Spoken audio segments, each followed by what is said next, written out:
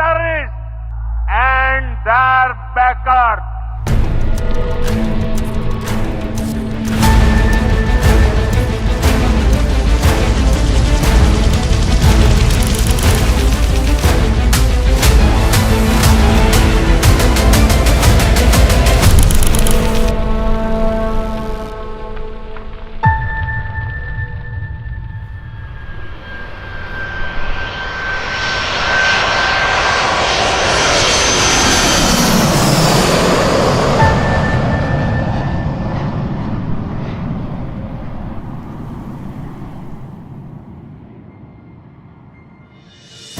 Operation Sindoor केवल एक सैन्य कार्रवाई नहीं, बल्कि यह भारत सरकार के होल ऑफ गवर्नमेंट अप्रोच का जीवन प्रमाण था, जहां पॉलिटिकल विल और मिलिट्री पावर ने आतंकियों पर एक साथ निर्णायक प्रहार किया।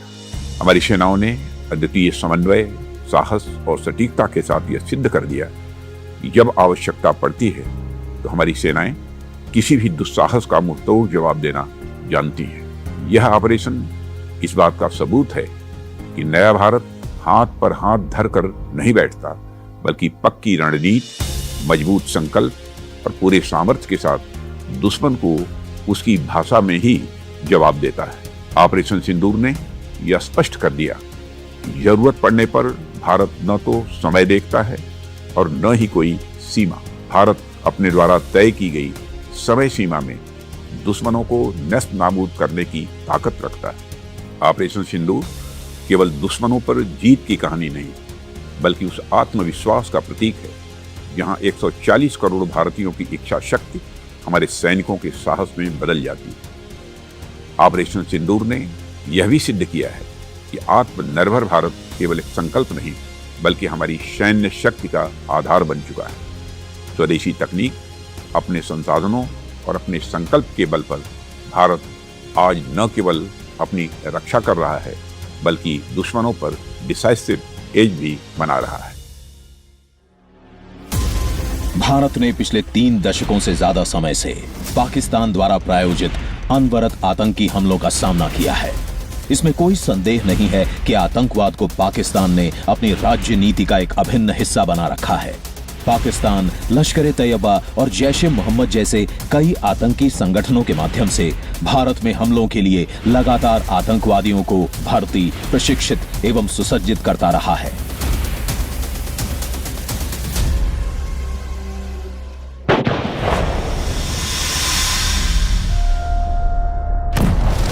2008 के मुंबई आतंकी हमले को समन्वित तरीके से अंजाम दिया गया। इसमें भारत की आर्थिक राजधानी को निशाना बनाया गया और कई निर्दोष लोगों को मौत के घाट उतारा गया एवं संपत्ति को भारी नुकसान पहुंचाया गया। This is the face of terror. A 21-year-old boy from Pakistan. ये हमला लश्कर-ए-तैयबा के द्वारा किया गया। यह आतंकी संगठन पाकिस्तान में बिना किसी रोक टोक के काम कर रहा था। भारत ने पाकिस्तान की संलिप्तता के प्रमाण विश्व के सामने प्रस्तुत किए, लेकिन पाकिस्तान ने इन आतंकियों के विरुद्ध कोई निर्णायक कदम नहीं उठाया। 2016 में पठानकोट एयरबेस पर आतंकी हमला हुआ। इस हमले में पाकिस्तान द्वारा एक स्ट्रेटेजिक सैन्य ठिकाने को निशाना बनाया गया और इस हमले को आतंकी संगठन जैश-ए-मोहम्मद ने अंजाम दिया, जो पाकिस्तान के रक्षा और इंटेलिजेंस तंत्र का ही एक विस्तार है। आतंकी हमलावरों को भारतीय सैन्य बलों ने मार गिराया। भारत ने राजनय का रास्ता चुना और पाकिस्तान से संयुक्त जांच की पेशकश की, लेकिन पाकिस्तान की निष्क्रियता ने उसकी दोहरी नीति को उजागर कर दिया। उसी वर्ष भारी हथियारों से लैस आतंकवादियों ने उरी के सैन्य शिविर पर हमला किया, जिसमें कई सैनिक शहीद हो गए। यह हमला आतंकी संगठन जैश-ए-मोहम्मद ने किया था, जो कि भारतीय सेना पर सबसे घातक हमलों में से एक था। भारत की प्रतिक्रिया सटीक, उचित और स्पष्ट थी। आतंकवादी कान खोल के सुन ले, यह देश इस बात को कभी भूलने वाला नहीं है। भारत ने सर्जिकल स्ट्राइक के माध्यम से करारा जवाब दिया और पाकिस्तान में स्थित आतंकवादी शिविरों को नष्ट किया। 2019 में पुलवामा आतंकी हमले ने पूरे भारतवर्ष को झकझोर दिया। एक आत्मघाती आतंकी ने विस्फोटकों से भरे वाहन से सुरक्षा बलों के काफिले पर हमला किया, जिसमें 40 से अधिक अर्धसैनिक बलों के जवान शहीद हो गए। जैश ए मोहम्मद ने इस हमले की भी जिम्मेदारी ली, जिससे सीमा पार से लगातार खतरे की फिर एक बार पुष्टि हुई। जवाबी कार्यवाही में भारत ने बालाकोट में आतंकी ढांचे को हवाई हमले करके ध्वस्त कर दिया। अनुच्छेद 370 के हटने के बाद जम्मू और कश्मीर में एक उल्लेखनीय परिवर्तन देखा गया है, परंतु ये प्रगति पाकिस्तान के लिए एक सीधी चुनौती बन गई। पाकिस्तान, जिसके कश्मीर घाटी के प्रति शत्रुतापूर्ण इरादे हैं, पाकिस्तान ने आतंकवादी संगठनों के माध्यम से कश्मीर को अस्थिर रखने पर और ज्यादा ध्यान केंद्रित करना शुरू कर दिया। इसी शत्रुतापूर्ण इरादे के तहत 22 अप्रैल 2025 को पहलगाम आतंकी हमला किया गया, जो केवल एक आतंकी घटना नहीं थी। ये जम्मू और कश्मीर में प्रचलित शांति और आर्थिक विकास को बाधित करने की एक सुनियोजित साजिश थी। पाकिस्तान सेना द्वारा प्रशिक्षित आतंकवादी पाकिस्तान सेना की मदद से भारत में घुसे और पहलगाम में इस जघन्य और अमानवीय हमले को अंजाम दिया। Prime Minister Modi has skipped the official dinner hosted by Saudi Arabia and has decided to cut his visit short. इस हमले की जिम्मेदारी द रेजिस्टेंस फ्रंट नाम के आतंकवादी संगठन ने ली, जिसे लश्कर ए तैयबा का प्रतिनिधि संगठन माना जाता है। पहलगाम हमले के जिम्मेदार आतंकवादियों को 28 जुलाई 2025 को भारतीय सेना ने मार गिराया। सुलेमान उर्फे फैजल अफगान और जिब्रान 3 आतंकवादी ऑपरेशन महादेव में मारे गए। अब समय आ गया था पाकिस्तान को एक संदेश देने का, एक ऐसा संदेश कि आतंक की घटनाओं का मुंह तोड़ जवाब दिया जाएगा। एक संदेश कि जो लोग हिंसा को प्रायोजित करते हैं उन्हें जवाबदेह ठहराया जाएगा, और एक संदेश कि भारत अपनी संप्रभुता की रक्षा करेगा, स्पष्टता, क्षमता और अडिग संकल्प के साथ। भारत ने लंबे समय से पाकिस्तान प्रायोजित आतंकवाद की पीड़ा को सहा है, लेकिन इन घटनाओं ने भारत को आतंक के खिलाफ एकजुट किया है। एक प्रतिशोध की क्षमता से परिपूर्ण, दृढ़ और आवश्यकता पड़ने पर कड़े फैसले लेने वाला भारत। पहलगाम आतंकी हमले के बाद के दिनों में माननीय प्रधानमंत्री जी ने कई उच्च स्तरीय बैठकों की अध्यक्षता की, जिनमें जवाबी कार्यवाही के विकल्पों पर विचार विमर्श किया गया।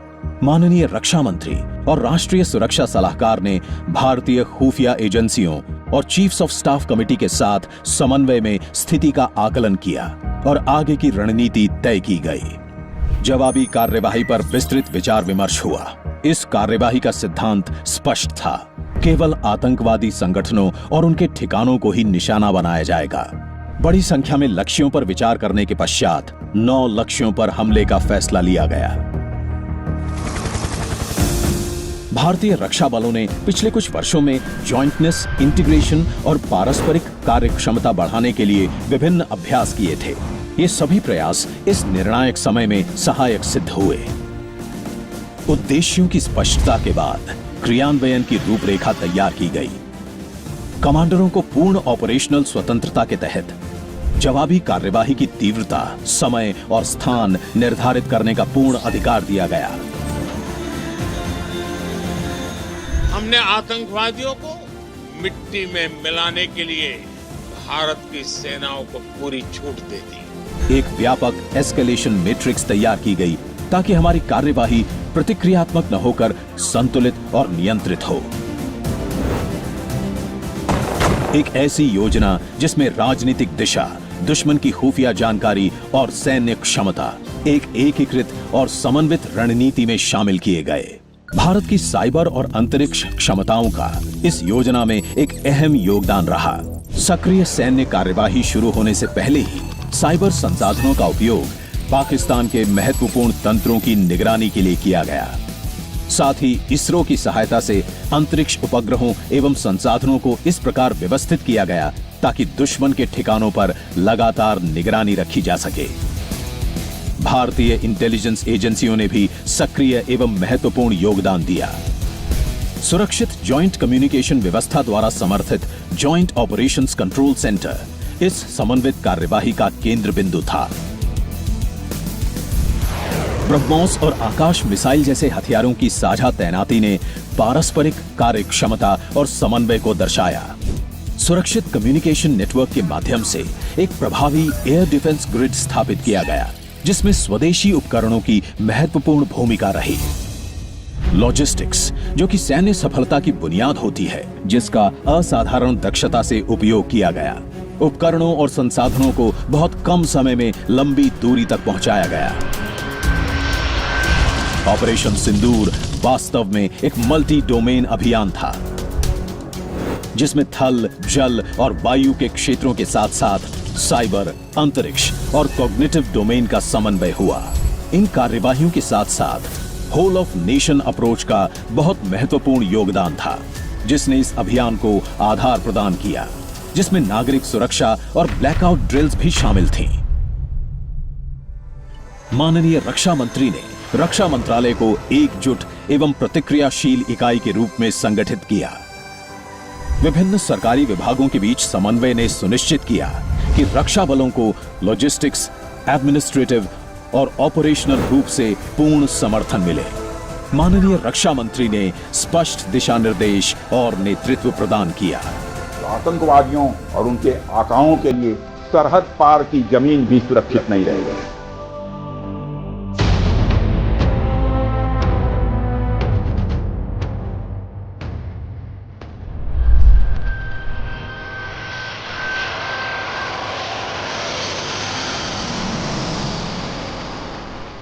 भारत ने रात 1:05 पर सटीक हमले शुरू किए।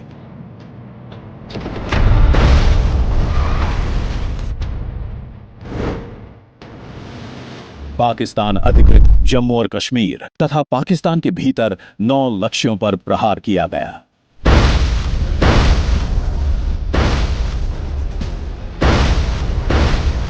यह हमला 22 मिनट तक चला। लक्ष्य चयन, योजना और हमले का समय इस प्रकार निर्धारित किया गया था कि ये नॉन एस्केलेटरी रहे और आम नागरिकों को हानि न हो। इन हमलों का प्रभावशाली समुद्री तैनाती द्वारा समर्थन किया गया। भारतीय नौसेना ने पहले से ही अपनी शक्तिशाली पनडुब्बियों और कैरियर बैटल ग्रुप को तैनात कर रखा था, ताकि पूर्ण सी बेस्ड डेटरेंस सुनिश्चित किया जा सके। हमलों के समाप्त होते ही भारतीय डीजीएमओ ने पाकिस्तानी डीजीएमओ को सूचित किया कि ऑपरेशन सिंदूर के अंतर्गत केवल आतंकवादी लक्ष्यों पर प्रहार किया गया है और पाकिस्तान द्वारा किसी भी प्रकार की जवाबी सैन्य कार्यवाही को एस्केलेशन माना जाएगा तथा उसी के अनुसार जवाबी कार्यवाही की जाएगी। भारत ने आपसी बातचीत शुरू करने का भी प्रस्ताव दिया, लेकिन पाकिस्तान ने बातचीत से इनकार किया और भारत पर सैन्य कार्यवाही की धमकी दी। लक्ष्यों का चयन लश्कर-ए-तैयबा, जैश-ए-मोहम्मद और अन्य आतंकवादी संगठनों द्वारा पाकिस्तान की सेना और इंटेलिजेंस एजेंसियों के सक्रिय समर्थन के साथ वर्षों से किए गए आतंकी हमलों से प्रभावित लोगों को न्याय दिलाने के उद्देश्य से किया गया था। पाकिस्तान ने अपनी प्रवृत्ति के अनुसार मिस इन्फॉर्मेशन अभियान शुरू कर दिए और भारत पर पाकिस्तान के आम नागरिकों को निशाना बनाने के झूठे आरोप लगाए, ताकि वो अपनी कमियों और असफलताओं को छिपा सके। भारतीय हमले अत्यंत सफल रहे और 100 से अधिक आतंकवादियों के साथ साथ 2 आतंकवादी संगठनों के मुख्यालय और इंफ्रास्ट्रक्चर को भी बर्बाद कर दिया गया। भावलपुर से इस टाइम रिपोर्ट कर रहे हैं आपको कि मौलाना मसूद अजहर साहब के मदरसे में 4 धमाके हो चुके हैं। The Indian Air Force has demolished all lies around Operation Sindoor, and this video shows you how terror bases were dismantled in Pakistan. Bharat ने पारदर्शिता और सत्य के आधार पर प्रमाणित तथ्यों को विश्व के समक्ष रखा।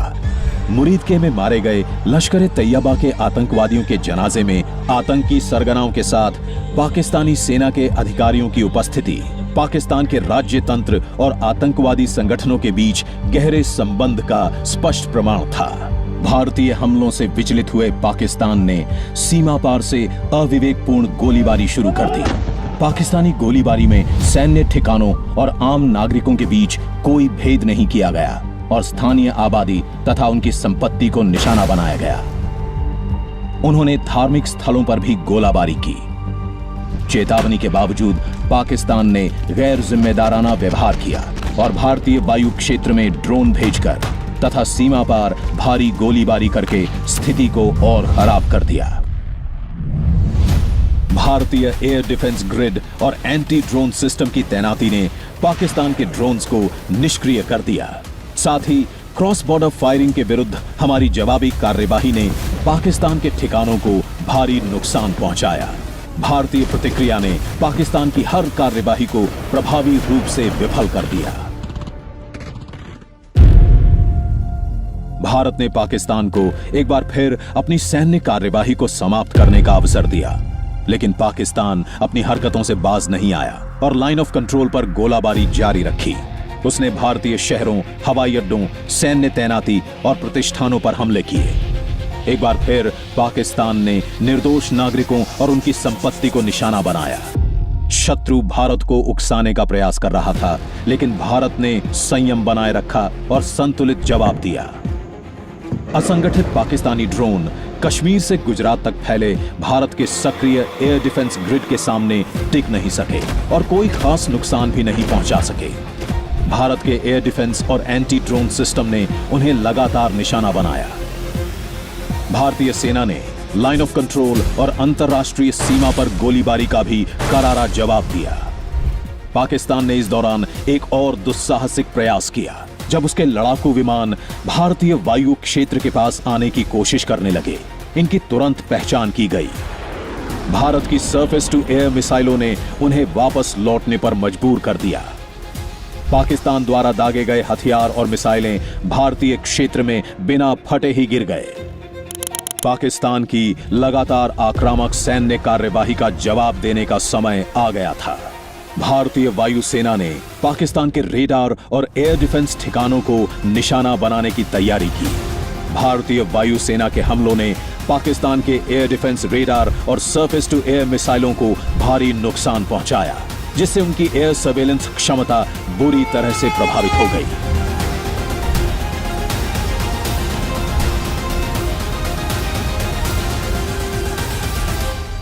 पाकिस्तानी ड्रोन लगातार भारतीय वायु क्षेत्र का उल्लंघन करते रहे।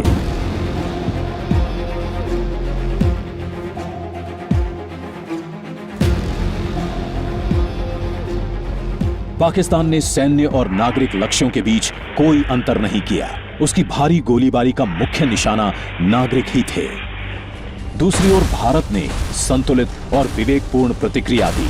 भारतीय सेना और सीमा सुरक्षा बल ने पाकिस्तान के उन ठिकानों को निशाना बनाया जिनका प्रयोग सीमा पार गोलीबारी के लिए किया जा रहा था। पाकिस्तानी एयर डिफेंस ठिकानों को भी निशाना बनाया गया। भारतीय रणनीति का उद्देश्य पाकिस्तान के वायु क्षेत्र में ऐसे मार्ग तैयार करना था जहां से प्रतिरोध न हो सके, ताकि जरूरत पड़ने पर भविष्य की सैन्य कार्यवाही में सहायता मिल सके। पाकिस्तान की सर्वेलेंस क्षमता के नुकसान ने उसकी युद्ध स्थिति का आकलन करने और प्रतिक्रिया देने की काबिलियत को कमजोर कर दिया। इस दौरान पाकिस्तान पूर्ण रूप से जागरूकता विहीन हो गया था। भारतीय नौसेना और तटरक्षक बल अरब सागर में मुस्तैदी से तैनात थे और सी कंट्रोल सुनिश्चित कर रहे थे। नौसेना के सर्वेलेंस विमान अंतरिक्ष संसाधनों और इंटेलिजेंस नेटवर्क के सहयोग से पाकिस्तान के बंदरगाहों पर लगातार निगरानी रखे हुए थे। भारत एक समन्वित इंटेलिजेंस ग्रिड के माध्यम से स्थिति पर नियंत्रण बनाए हुए था। पाकिस्तान लगातार झूठी जानकारी फैला रहा था, जिसे विश्व मीडिया द्वारा बार बार गलत साबित किया जा रहा था। इस बीच भारतीय इंटेलिजेंस एजेंसियों ने खुलासा किया कि पाकिस्तान भारत के खिलाफ ऑपरेशन बनियान अल मरसूस शुरू करने की योजना बना रहा था। भारत ने किसी भी एस्केलेशन की स्थिति में जवाबी कार्यवाही के लिए तैयारी शुरू कर दी। पाकिस्तान ने भारतीय वायुसेना के एयर बेसिस पर रॉकेट, ड्रोन और एयर टू सरफेस मिसाइलों से हमला किया। इन सभी को भारतीय एयर डिफेंस प्रणालियों ने सफलतापूर्वक निष्क्रिय कर दिया। भारतीय वायुसेना ने पाकिस्तान के महत्वपूर्ण ठिकानों पर जवाबी हमले किए, जिसके लिए प्रतिरोध रहित मार्ग पहले ही तैयार कर दिए गए थे। इस कार्यवाही के दौरान नूर खान, मुरीद, सरगोधा, रफीकी, रहीम यार खान, जकोबाबाद, सक्कर और भोलारी हवाई अड्डों को निशाना बनाया गया, क्योंकि इनका इस्तेमाल ऑपरेशन बनियान अल मरसूस के लिए किया जाने वाला था।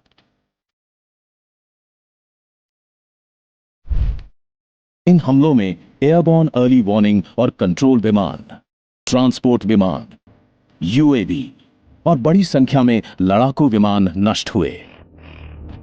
भारतीय वायुसेना के S-400 एयर डिफेंस सिस्टम ने 300 किलोमीटर से अधिक दूरी पर शत्रु के विमान को भी निशाना बनाया। ये हमले केवल टैक्टिकल प्रहार नहीं थे, बल्कि एक स्ट्रेटेजिक संदेश थे कि भारत के पास जवाब देने की पहुंच, इरादा और क्षमता तीनों है।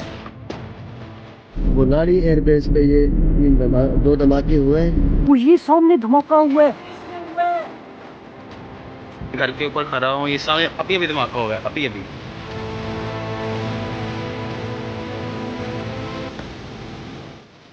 पाकिस्तान इन हमलों की तीव्रता और प्रभावशीलता से स्तब्ध रह गया। वो ऑपरेशन बनियान अल मरसूस को प्रभावी रूप से शुरू भी नहीं कर सका और इसकी विफलता स्वयं पाकिस्तान के प्रधानमंत्री द्वारा स्वीकार की गई। We decided to respond in a measured fashion to Indian aggression, but before that hour reached, India again launched missile attacks, BrahMos, and hit Pakistan's various provinces, including airport in Rawalpindi and other places. भारतीय सैन्य सफलता ने अंततः पाकिस्तान को अपने व्यवहार में सुधार करने के लिए मजबूर किया और उसने युद्ध विराम तथा बातचीत की इच्छा जताई। भारत के हवाई और जमीनी हमलों के दौरान भारतीय नौसेना के स्टेल्थ डिस्ट्रॉयर्स और फ्रिगेट कराची बंदरगाह और मकरान तट पर हमले के लिए तैयार थे। इस आसन्न खतरे ने पाकिस्तान के सरकारी और सैन्य तंत्र में घबराहट पैदा कर दी। इसके बाद पाकिस्तान ने एक बार फिर युद्ध विराम और वार्ता का निवेदन किया। भारत ने 10 मई को शाम 5 बजे से सैन्य कार्यवाही को विराम देने पर सहमति व्यक्त की।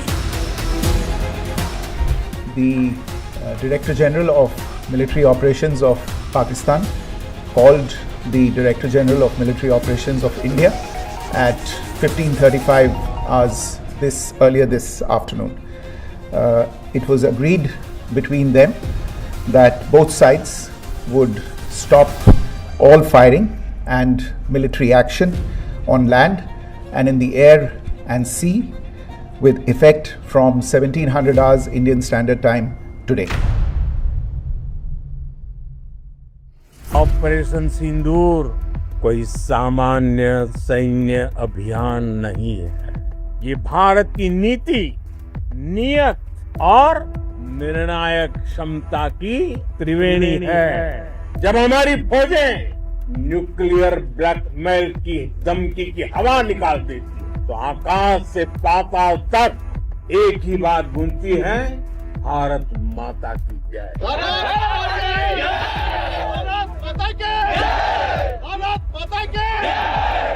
We sent a message that our actions were against terrorists and not the Pakistan forces.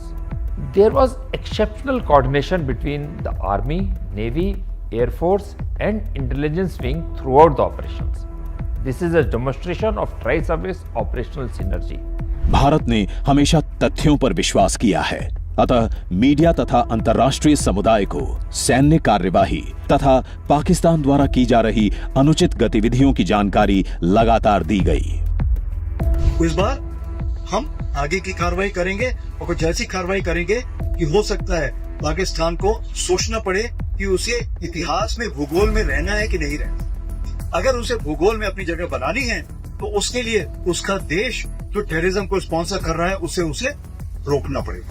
The aggressive posturing and the immediate actions which we took, including deployment of carrier battle group in the northern Arabian Sea, forced the Pakistan Navy to remain either in their ports or airports or close to Makran coast.